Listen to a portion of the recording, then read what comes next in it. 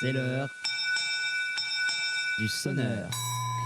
Et notre sonneur est avec Florian Philippot. Bonjour Florian Philippot. Bonjour. Et merci beaucoup d'être avec nous ce matin, président fondateur des Patriotes. Et puis tête de liste pour cette liste européenne, l'Europe, ça suffit avec Jean-Frédéric Poisson, Myriam Palomba. On va commencer par parler, si vous le voulez bien, de votre débat hier. Peut-être d'ailleurs, si je comprends bien, le seul débat qui a été organisé pour les candidats de poule B, comme ils disent. Débat organisé à 20h20 sur France 2. Je vous propose, avant de vous donner la parole, qu'on écoute un extrait. Alors l'enregistrement n'est pas très qualitatif. Donc, tendez les oreilles, chers amis. Vous êtes le premier à prendre la parole. Concluez ce débat sur le sujet. Mais pour nous, c'est un peu délirant parce qu'on devait parler de l'Ukraine. Je sais, on a pris du temps. Mais vous pouvez conclure sur l'Ukraine si vous le souhaitez. Allons-y, allez, on y va. Pierre Lareton. Tout ça n'a aucun sens. Pierre Lareton. En conclusion, je voudrais m'adresser à tous ceux et celles qui ne croient plus à la politique, qui pensent que le climat c'est foutu, que le progrès social ça n'est plus possible. C'est aussi ce qu'on disait au premier. Voilà, bon, on a compris. Donc, on vous demande de conclure plus tôt que prévu. C'est bien ce qui s'est passé, Florian Philippot? Oui, alors, non, mais honnêtement, ce débat était quand même, du début à la fin, un peu une mascarade, parce que France 2 nous avait dit, vous êtes invité et vous serez à l'antenne à 22h20. Oui. Bon, on a pris l'antenne à 22h55. Oui, déjà. Vous savez, déjà à cette heure-là, c'est déjà un peu tardif. Chaque minute compte, parce que vous perdez beaucoup de monde devant la télévision à cette heure-là. Parce qu'ils ont prolongé le débat d'avant, les 8 candidats de l'oligarchie, là, qu'on voit tout le temps, comme si on les avait pas déjà vus assez. Il leur fallait 35 minutes de plus. Bon, tout ça n'avait évidemment aucun sens. Et à un moment, on était en train de parler, on était sur le deuxième thème du débat, il restait le dernier qui était la guerre, c'est quand même pas rien. Bon, on en reparlera, mais je crois que Macron a des choses à nous annoncer. On va en parler évidemment. Moi, j'avais beaucoup de choses à dire sur la guerre. Et puis là, j'avais même pas encore pris la parole sur ce sujet de écologie, économie, agriculture, tout ça. Et Caroline Roux, je pense qu'elle a eu un moment un ordre dans son oreillette. On lui a dit conclue, l'émission s'arrête. Ah oui. Et elle me dit il est minuit 2, donc il faut. Et au début, je ne savais même pas si elle voulait que je conclue sur le sujet ou sur l'émission. Et en fait, j'ai compris que c'était l'émission. Donc, alors moi, je suis pas parti en mode. J'admire les candidats qui partent en mode conclusion automatique. Oui. J'ai dit. Moi, ce n'est pas mon cas. Moi, si vous avez vu ma conclusion, j'ai fait une conclusion de 2 minutes 40 et j'ai continué le débat et ensuite j'ai fait ma conclusion pour quand même dire des choses, y compris sur la guerre en Ukraine. Enfin, tout ça montre, si vous voulez, que la situation est de pire en pire. Moi, j'ai vécu la campagne européenne en 2019. Il y avait déjà un problème d'équité des temps de parole, etc. Mais on n'en était quand même pas encore là. Par exemple, à l'époque, les débats se faisaient à 12. Aujourd'hui, ils se sont systématiquement faits à 7 ou à 8. Donc, c'était encore plus resserré. Alors, c'est-à-dire, vous considérez quoi? Parce qu'il y avait poule A, poule B. Donc, comme vous l'avez dit, les fameux 8 candidats, et puis qu'on a eu l'occasion de voir et d'entendre ailleurs, ça c'est certain. Et puis, il y en a encore des entre guillemets, petits candidats qui n'étaient même pas représentés dans la poule B. Oui, il y avait même encore d'autres candidats qui n'étaient pas représentés, mais ils devraient, dans ce cas-là, s'ils ne peuvent pas être là, ils devraient, eux, avoir un temps de parole à côté. Je ne suis même pas certain que ce soit assuré, ça, par la chaîne. Enfin, je ne vais pas rentrer dans le détail, mais j'ai l'impression que ce n'est même pas certain. Non, mais si vous voulez, moi, France 2, à part ce débat où on a eu au total 8 minutes 30 de temps de parole, parce qu'on avait les compteurs derrière, je n'ai rien eu sur France 2 pendant toute cette campagne, vous voyez, par exemple. Il y a des chaînes entières. France Inter, ils m'ont appelé une fois au téléphone au tout début de la campagne pour faire un sonore. Vous savez, le sonore, il garde 33 secondes après qu'ils mettent dans le contexte qu'ils veulent. Ils peuvent vous dénigrer derrière, Oui. Et c'est tout. Pas d'invitation pour une interview, rien. Et je peux multiplier les exemples. Donc ça s'est encore aggravé par rapport à 2019. Mais ça, légalement, ça tient ou pas? Justement, l'Arcom ne peut pas être saisi. Oui. Mais si, nous, on a écrit à l'Arcom régulièrement pendant cette campagne, on a même des réponses, mais en fait, ça ne change rien. Tout ça, si vous voulez, l'Arcom, tout ce système, sur le papier, on vous fait croire qu'on garantit l'équité, le pluralisme. C'est faux. Voilà, c'est faux. C'est de moins en moins vrai, d'ailleurs. L'Arcom n'intervient pas. En plus, à l'Arcom sont nommés des gens qui ont des intérêts de carrière, donc ils ne vont pas trop déranger ou bousculer le pouvoir. Le pouvoir, lui, avait envie de jouer pendant toute la campagne, on l'a bien senti, le duo avec le RN, qui est vraiment l'adversaire choisi par le système. C'est pour ça que moi, ça me fait toujours rire des gens qui pensent aujourd'hui donner une claque à Macron en votant Bardella. Il faut quand même qu'ils réalisent à un moment qu'ils vont pas lui donner une claque, mais ils vont lui faire une caresse, parce que ça n'est pas un duel, c'est un duo, c'est évident. Et on a bien vu pendant toute cette campagne le niveau de renoncement incroyable du RN sur tous les sujets. Donc voilà, alors ça s'est aggravé, la démocratie française est de plus en plus malade. Moi, je fais l'analyse qu'il ne peut de toute façon, c'est le symptôme d'un pays qui n'a absolument plus de souveraineté. Parce que vous savez ce que disait le général de Gaulle, pour lui, la démocratie, la souveraineté nationale se confondaient exactement. Et on le voit là, il n'y a plus de souveraineté nationale, donc en fait, la démocratie est devenue du théâtre, forcément. Puisqu'en fait, les gens font semblant d'avoir le pouvoir qu'ils n'ont plus. Donc tout ça se transforme de plus en plus en vaste opération de communication, en théâtre.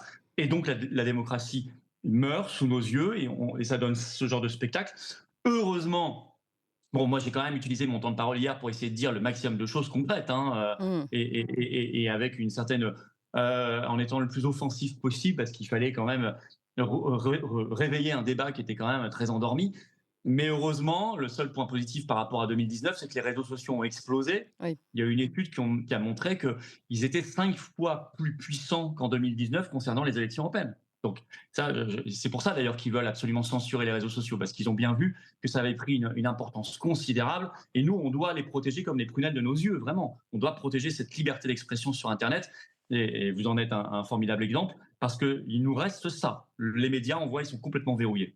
Alors de l'autre côté, vous avez dit temps resserré, donc c'est votre expérience depuis les dernières européennes. Et de l'autre côté, on voit un gouvernement qui s'invite de plus en plus dans les médias. Évidemment, il y a la prise de parole d'Emmanuel Macron jeudi sur TF1, France 2.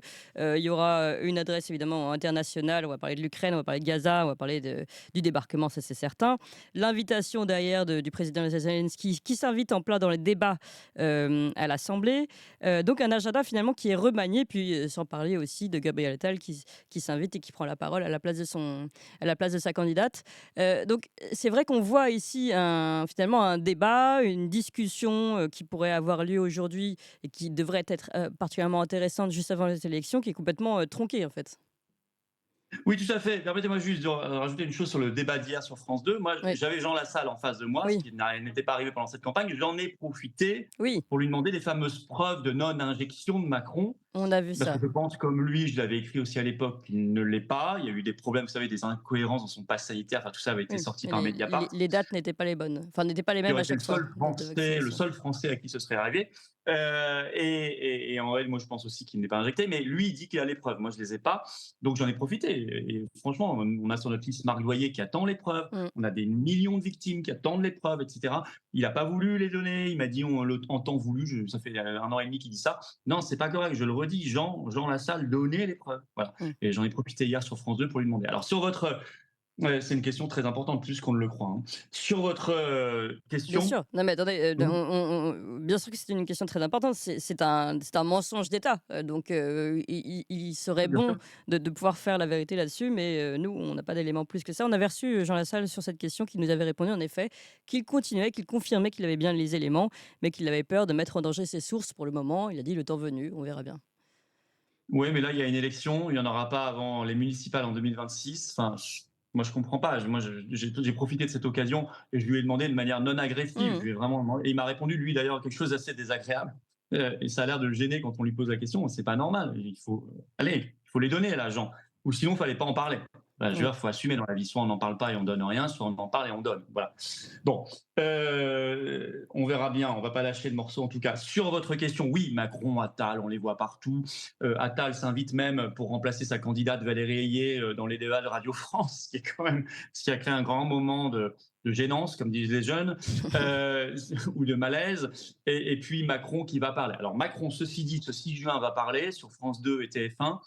Personnellement, je suis très inquiet de ce qu'il risque d'annoncer. Oui. Parce qu'on voit bien qu'il veut profiter des 80 ans des commémorations du 6 juin pour d'abord faire son spectacle avec Zelensky et annoncer des choses qui seront probablement l'envoi, ça y est, de militaires, d'instructeurs Oui. en Ukraine, qui seront des cibles. La Russie l'a confirmé hier de la manière la plus officielle qui soit, évidemment. Et donc, tous ceux qui participeront de cette affaire auront du sang de soldats français sur les mains, que les choses soient très très claires, que ce soit des macronistes ou que ce soit des gens de la pseudo-opposition. Moi, je demande aux députés de boycotter vendredi la venue de Zelensky à l'Assemblée nationale, parce qu'il doit venir le dernier Oui. jour de campagne, comme par hasard, mais en plus il doit venir pour remercier Macron qui aura annoncé des choses la veille. Enfin, c'est cousu de fil blanc, on voit bien le scénario.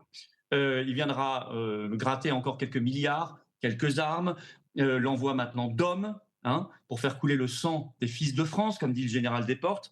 Eh bien, il faut boycotter ça. Alors Franchement, Olivier Marleix lui-même a dit, hein, donc LR pour le coup, a dit qu'il était a réagi à l'invitation du président ukrainien dans cette assemblée. Il l'a jugé déplacé. Donc peut-être vont-ils amorcer quelque chose de leur côté également. tout du moins déplacée, mais ça, moi, je la trouve inadmissible, dangereuse, et moi, je serais député à l'Assemblée nationale, je peux vous assurer qu'il ne m'y verrait pas. Je ferai au contraire une conférence de presse dehors pour dénoncer cet affront, cette mascarade totale. Et en Alors que réalité, oui. un député d'opposition digne de ce nom doit boycotter la séance de vendredi. On va vérifier ça, franchement. C'est pas un sujet là aussi anodin. Je n'ai pas oublié, moi, les standing ovations pour Zelensky au Parlement européen. Ils étaient tous debout à l'applaudir comme ça. Bardella, LFI, les Verts, les macronistes, tous. Ils étaient tous debout comme ça. Donc ils applaudissent quoi en fait? Ils applaudissent l'OTAN, ils applaudissent BlackRock, ils applaudissent les sponsors de M. Zelensky, ils applaudissent l'État profond américain, ils applaudissent quoi? Ils applaudissent la guerre, ils applaudissent l'armée française qu'on ruine, les Français qu'on ruine. Non, il faut à un moment. Pourrait-il avoir un tout petit peu de courage? Voilà. Pourrait-il une seule fois dans leur vie, ces députés, avoir un peu de courage et ne pas se rendre à cette convocation? Alors vous craignez quoi des annonces d'Emmanuel Macron concrètement? Vous l'avez dit, a priori, il risque de confirmer cette rumeur, plus que rumeur, parce que c'est déjà parti depuis l'Ukraine et des officiels de l'Ukraine, le fait que les instructeurs français seraient envoyés. D'ailleurs, peut-être seraient-ils déjà envoyés, on va pas. Mais c'est ça c'est ça que vous craignez, parce que finalement, à partir de là, on change de paradigme? Oui, c'est-à-dire qu'ils franchissent une nouvelle ligne rouge. En fait, ils n'ont pas de. Alors, la ligne rouge, là, ce serait l'envoi d'hommes maintenant. C'est presque la dernière étape. La dernière étape, c'est vraiment d'envoyer massivement des soldats, que l'OTAN entre officiellement en guerre là-bas. Déjà, il y a plus de soldats qu'on ne le dit depuis longtemps. Bon. Mais là, ce serait officialisé. Vous savez, au départ, on n'envoyait que des casques, hein. Et puis, les chars, c'était déjà une ligne rouge. Puis ensuite, ça a été les avions, ça a été les missiles, maintenant les hommes. Et ensuite, la ligne rouge, c'était d'utiliser les armes pour frapper le sol russe. En fait, Oui. il n'y a pas de ligne rouge. Il n'y a qu'une ligne droite vers la guerre. C'est Oui. ça qu'il faut comprendre depuis le début. C'est ce que nous répétons depuis le début. Leur plan de troisième guerre mondiale, il est clair. Il a été signé d'ailleurs à Bruxelles en juin 2021. Ça s'appelle la stratégie OTAN 2030. J'avais fait une vidéo dans la journée, au moment où ça avait été signé. Vous voyez, on était 8 mois avant la guerre d'Ukraine. Donc, c'était pas lié.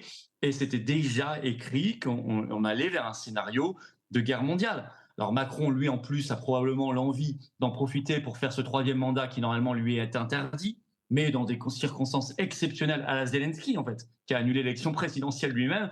Dans des circonstances exceptionnelles, Macron pourrait juger qu'il n'est pas temps de faire une élection et qu'on verra ça plus tard. Et en attendant, on va le maintenir. Donc je pense que lui, en plus, il a ça en tête. Mais le scénario principal, c'est surtout qu'il y a un État profond, il y a des faucons qu'utilise l'Union européenne, qu'utilise l'OTAN, qu'utilisent des gouvernements serviles comme celui de Macron pour pour remplir leur agenda de guerre. La guerre sert les intérêts de quelques-uns, ça a toujours été comme ça dans l'histoire. Et là, on ne plaisante plus, on n'est pas sur du jeu vidéo, on n'est même pas sur une hypothèse fictionnelle, on est sur quelque chose qui se dessine sous nos yeux. Oui, mais les élections Donc, ne on pourraient a pas le permettre de devoir régler cette résister question? toutes nos forces. Oui, les élections ne pourraient pas permettre de régler cette question. Finalement, ça peut être aussi un référendum à l'agenda enfin, un référendum, vous voyez, vous me suivez, une question en tout cas aux citoyens français sur cette question de voulez-vous aller en guerre ou pas? Déjà, oui, que les Français s'expriment clairement. Il y a une liste de paix, c'est la nôtre. Je veux dire, regardez, ça c'est le bulletin de vote, hein. Hop, je le précise. Je précise qu'il sera dans tous les bureaux de vote parce qu'on me pose la question, il n'est pas dans vos enveloppes. Actuellement, arrive chez vous des enveloppes avec le programme, la profession de foi. On ne vote pas avec la profession de foi, on vote avec le bulletin de vote qui, lui, se trouvera directement dans les bureaux le jour J. Oui, il y a une liste de paix.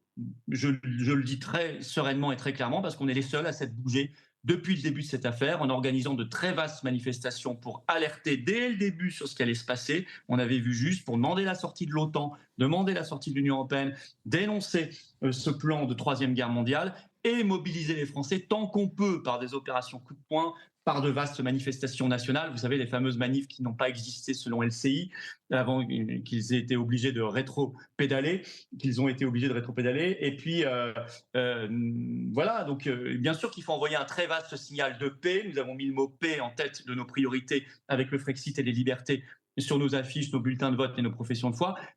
Donc il faut voter pour la paix, et notre liste est le porteur de paix, mais en même temps, ça ne suffira pas, je le dis clairement, il faut le faire, mais ça ne suffira pas. Il faut aussi maintenant s'engager clairement dans un combat politique au sens noble du terme pour que notre pays quitte l'OTAN, pour que notre pays redevienne une puissance libre qui défende ses intérêts nationaux et qui défende la paix en France et dans le monde. C'est quelque chose qu'il faut bien avoir en tête. Ça va être le grand combat des mois et des années qui viennent, que notre pays redevienne indépendant pour défendre la paix. Alors, il y a un autre sujet sur lequel on peut vraiment reconnaître que, d'ailleurs, je pense que ça vous coûte cher aussi, vous allez nous le dire, que vous vous êtes bougé, c'est cette question tout au long du Covid, de défense des libertés et peut-être d'une certaine vérité. Et là, il y a quand même ce sera notre sujet d'ailleurs qui va suivre derrière, mais il y a quand même quelques actualités qui vont dans votre sens, et notamment cette une du journal Télégraphe qui a été là, qui est sortie il y a quelques jours, et qui annonce que les vaccins Covid pourraient finalement être responsables d'une flambée de surmortalité selon les scientifiques, selon une étude sur 47 pays. Donc c'est quand même assez énorme. Et là, on se dit, bon, la vérité prend l'escalier comme toujours, malgré tout. Il y a des reconnaissances de votre combat d'un côté et d'une certaine vérité de l'autre.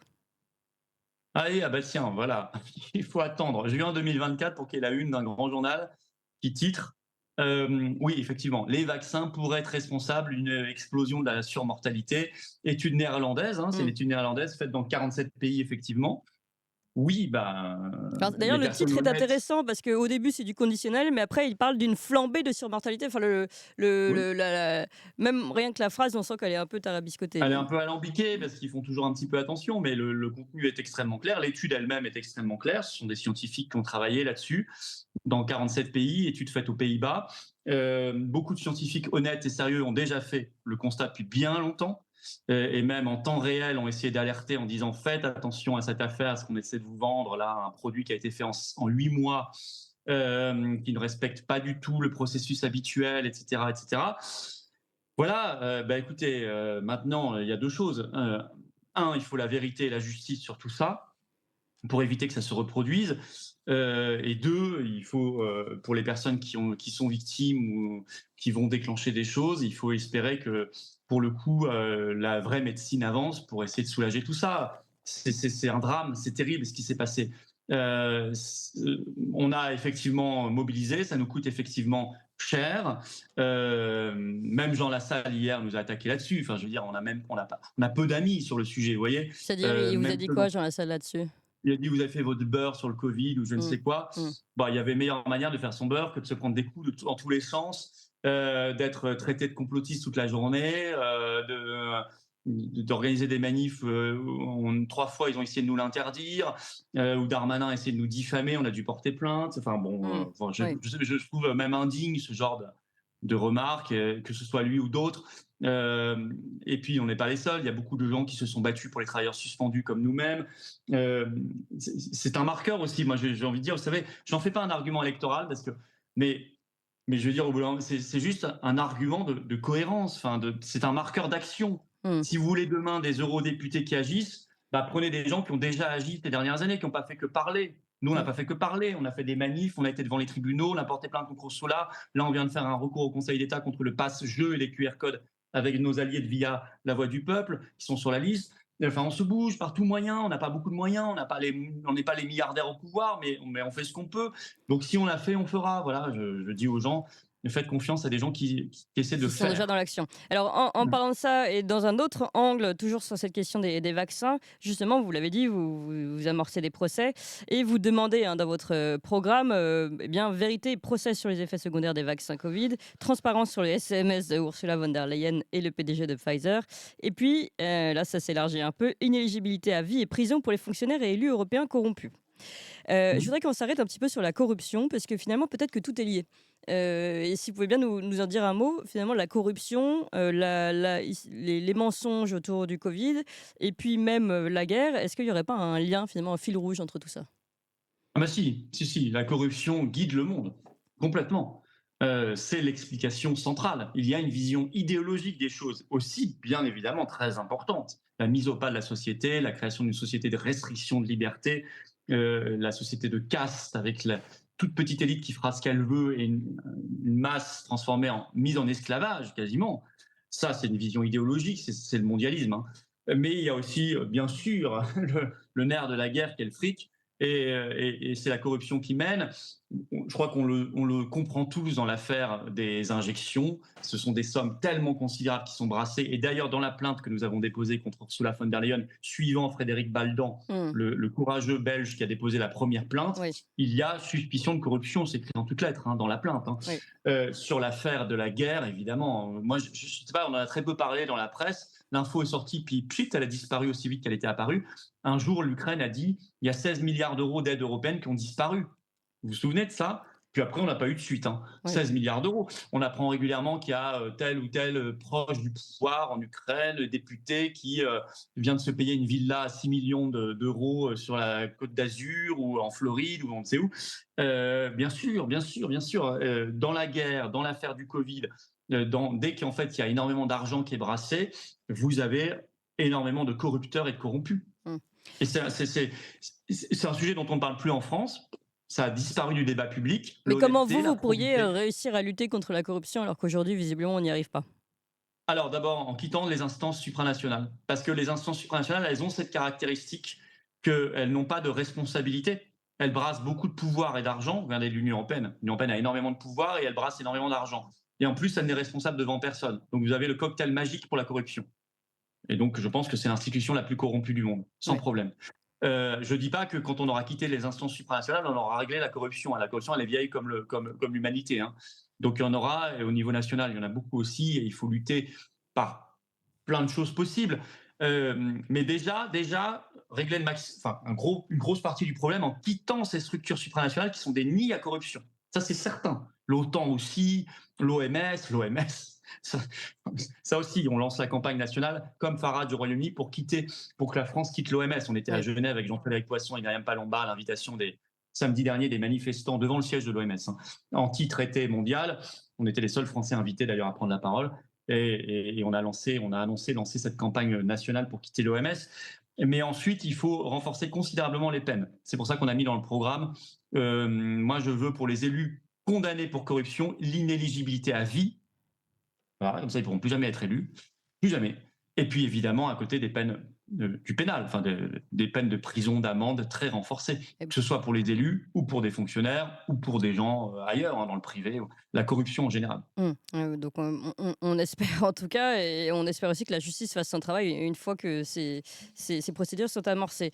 Que répondez-vous à ceux qui disent que justement, en voulant la paix, vous faites le jeu de Vladimir Poutine? Mais ça, je m'en fiche, si vous voulez. Moi, tous ces gens-là, c'est les mêmes qui nous disaient qu'en voulant la liberté sur les passes, qu'on arrête avec ce système de coercition, on était anti-vax, vous voyez, ou complotiste. Donc là, on est poutinien ou poutiniste. Moi, je suis français, je défends les intérêts de la France. Je ne veux une France ni soumise à la Russie, ni soumise aux États-Unis. Je veux une France parfaitement libre, mais je veux aussi qu'on puisse dialoguer avec la Russie. Et je pense que dans cette affaire, considérer qu'il y a le grand méchant loup, Vladimir Poutine, et la petite brebis Zelensky, attaqués par le grand méchant loup, est d'une naïveté, d'une bêtise sans nom. Cette guerre, c'est la guerre de l'OTAN contre la Russie. C'est une évidence. Elle est préparée bien avant février 2022. Elle est écrite encore une fois dans la stratégie 2030 de 2021, mais on peut remonter bien avant déjà avec tous les prémices de ce qui s'est passé en Ukraine, l'Euromaïdan en 2014 et tout le reste. Donc, moi, j'essaie d'avoir une vision intelligente, si c'est encore possible dans le débat politique français. Je ne suis pas certain de ça, hein, parce que quand on voit le niveau des débats officiels, on se demande s'il y a encore de la place pour réfléchir. En tout cas, nous, on n'a pas renoncé à ça. Et donc, oui, je veux qu'on puisse dialoguer avec la Russie. Oui, je pense que la France a des choses à faire avec la Russie, énergétiquement, économiquement, culturellement, diplomatiquement. Oui, je l'assume et ça ne me pose aucun problème. Ce qui ne veut pas dire que j'ai je suis soumis d'une quelconque façon à la Russie ou ou à une quelconque puissance étrangère. Je ne suis soumis absolument à personne, si ce n'est à l'intérêt supérieur que je me fais de mon pays. Allez, dernière question, celle de la sécurité des Français, puisque ça fait partie de l'un de vos points principaux. Vous dites non au pacte migratoire européen qui impose l'immigration, sortir de l'espace Schengen pour retrouver la maîtrise de nos frontières, retrouver la capacité d'expulser sans délai les étrangers. Je voudrais parler de ça parce qu'aujourd'hui, bon, je n'ai même pas fait, d'habitude je fais une liste des derniers actes d'agression dans les rues, etc. Mais c'est tellement aujourd'hui banal et terrible. Dans les dernières affaires, il y a cette personne, cette femme qui a klaxonné parce que quelqu'un était en train de passer devant elle en voiture et finalement elle se prend des coups de couteau devant les yeux de sa fille. Enfin, c'est du n'importe quoi, c'est du couteau qui sort à toutes les sauces. Est-ce que vous pensez vraiment qu'on peut reprendre en effet comment dire, le pouvoir d'assurer la sécurité des Français? Ben, il le faudra bien. Il le faut bien parce que là, ce que vous décrivez est très vrai. Les gens le vivent. C'est une société qui est devenue hyper violente. Alors, il y a un aspect, si vous voulez, de changement de tempérament général. J'invite les gens à aller voir des vidéos INA, par exemple, de la société française des années 80-90 encore. Même si tout n'était pas parfait, mais où on voit des gens qui semblent moins à cran.